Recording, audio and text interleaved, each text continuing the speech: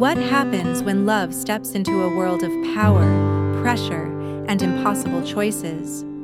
And one decision can change everything. Hello, everyone. I hope you're having a wonderful day.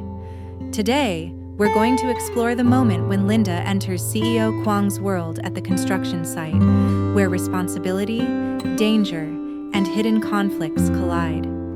If you enjoy emotional stories like this, don't forget to subscribe to the channel so you won't miss the next episodes. The morning light crept slowly over the mountains, pale and cold, slipping through the unfinished stone walls of the small house. Linda woke up to the sound of silence, the kind that only exists after something has been broken. Her foot still ached from the accident the day before, a dull reminder of how quickly happiness could turn fragile.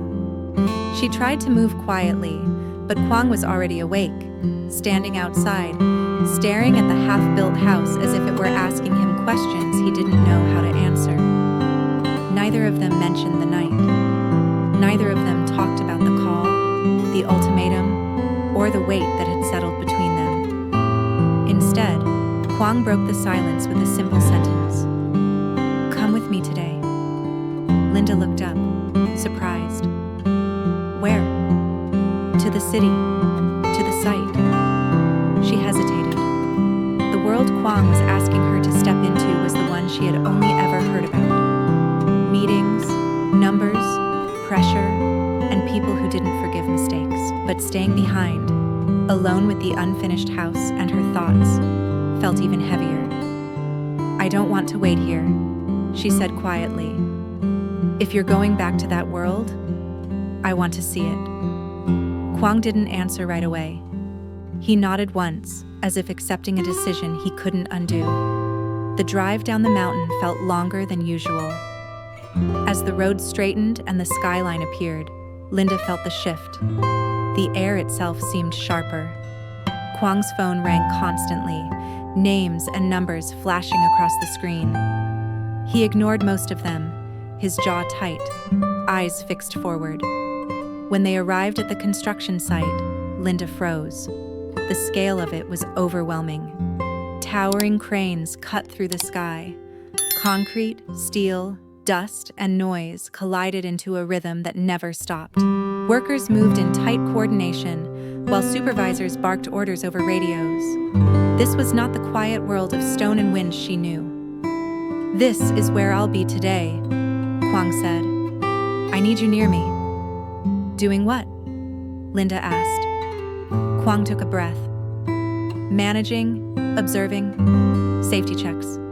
Just stay close." As they stepped onto the site, the atmosphere shifted immediately. Conversation slowed.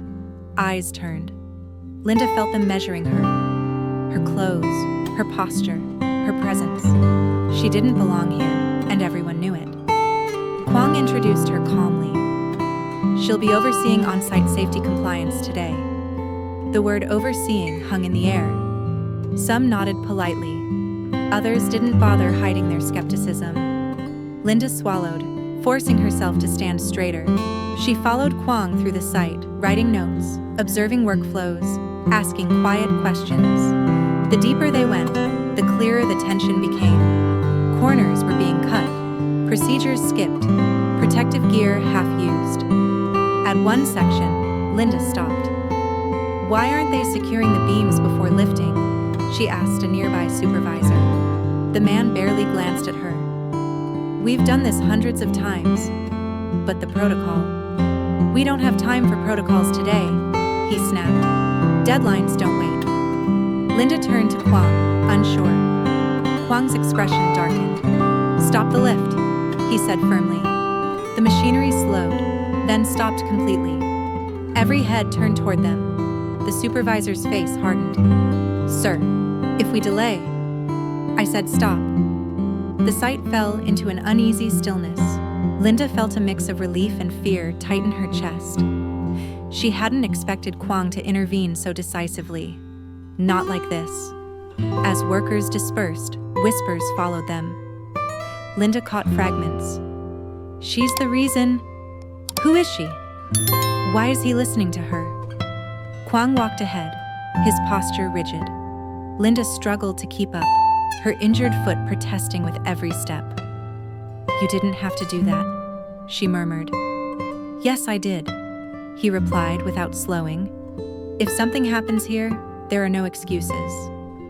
But as his phone rang again and again, Linda realized the cost of that decision had already begun.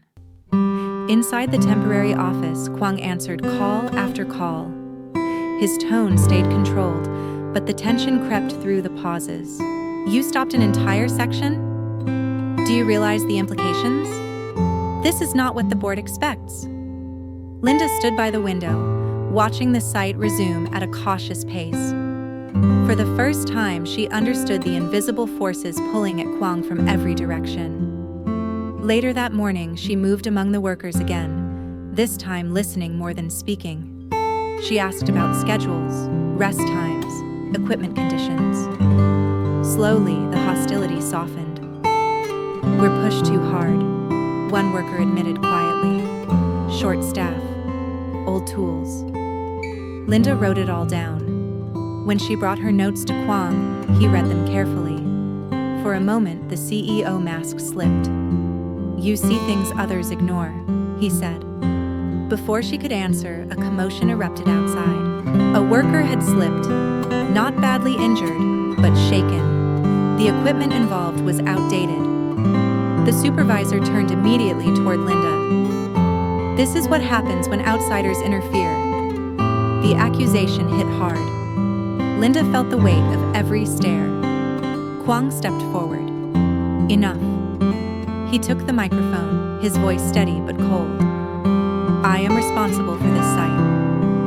Silence. "Every decision made here runs through me." Linda looked at him, her breath caught somewhere between gratitude and fear.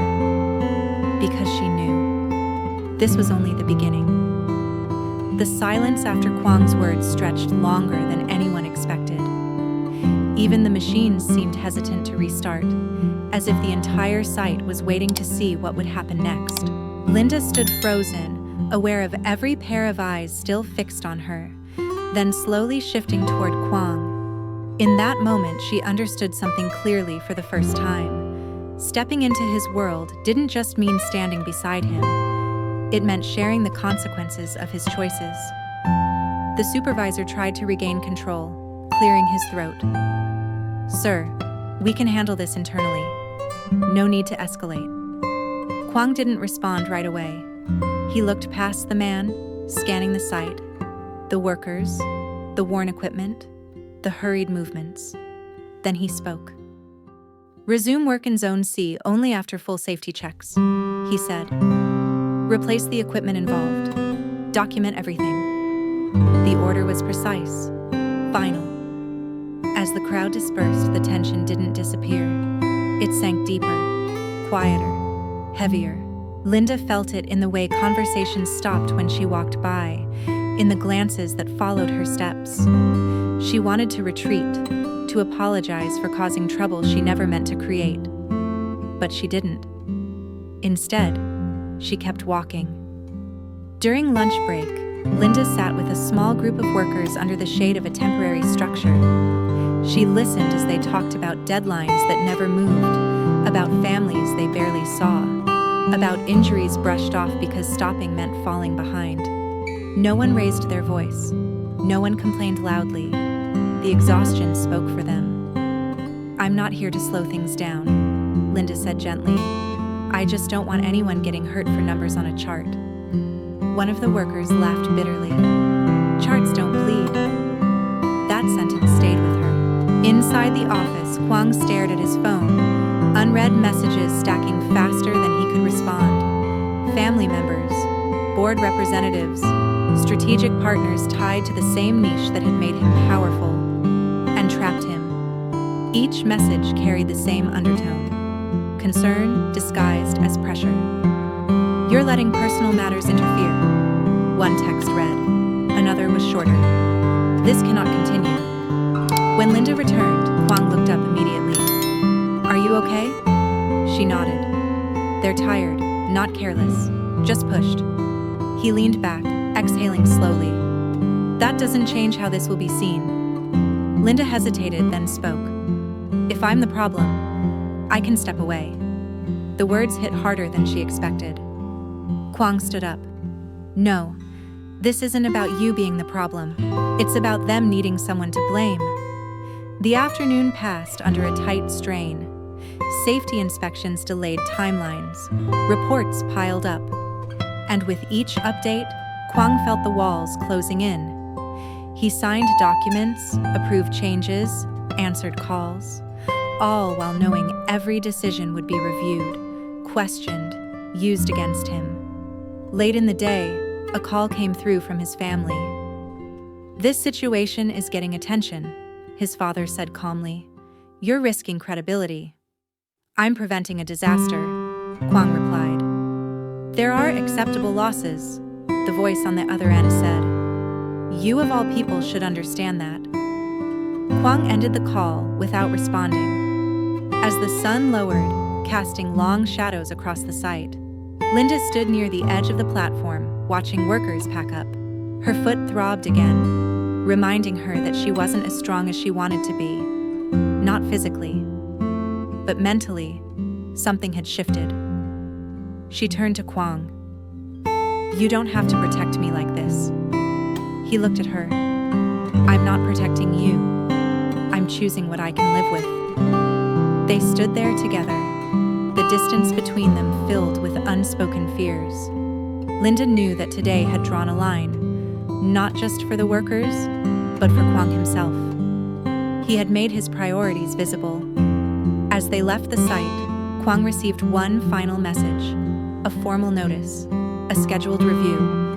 No explanation needed. Linda noticed his expression change. What is it?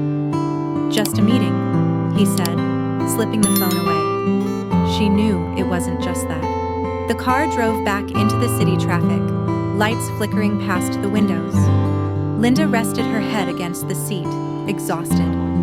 Quang kept both hands on the wheel, his thoughts racing ahead to consequences he couldn't yet see clearly. That night, as they sat in silence, the weight of the day settled fully between them. They had stepped into the same world, and neither of them could step back out unchanged.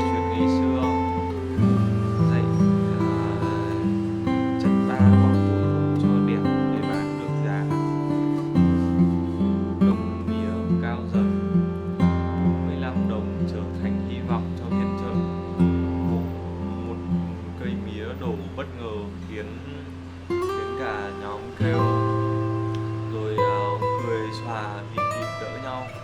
Chiều xuống Linda buồn bã vì con rúi của mình đã biến mất. Mi có kẻ trộm rình quanh nhà. CEO Quang ghé đến lắng nghe và trấn an và tự sửa chiếc camera cũ trong kho, kéo dây lắc trước sân nhà để bảo vệ cô. Đêm đến, Linda nấu cơm nếp cẩm mời anh ở lại ăn. Hai người trò chuyện lòng ấm lại.